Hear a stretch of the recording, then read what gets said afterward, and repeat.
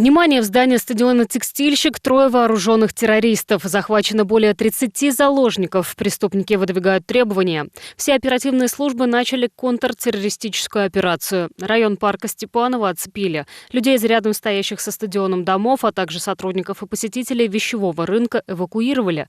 По легенде, террористы в какой-то момент потребовали ускорить выполнение их требований. Оперативный штаб под руководством начальника управления ФСБ области принимает решение провести штурм.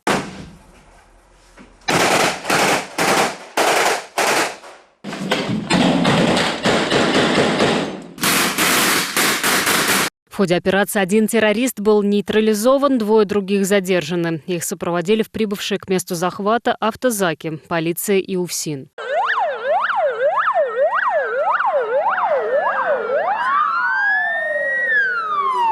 Всех заложников удалось освободить. 2 человека получили ранения средней степени тяжести. Их направили в больницу. Командные учения руководство оценило положительно. В них приняли участие спецслужбы ФСБ, ФСИН, МВД, МЧС, ФСО, Росгвардия, Следственного комитета, а также региональная антитеррористическая комиссия. Наталья Сергеева, телекомпания «Барс».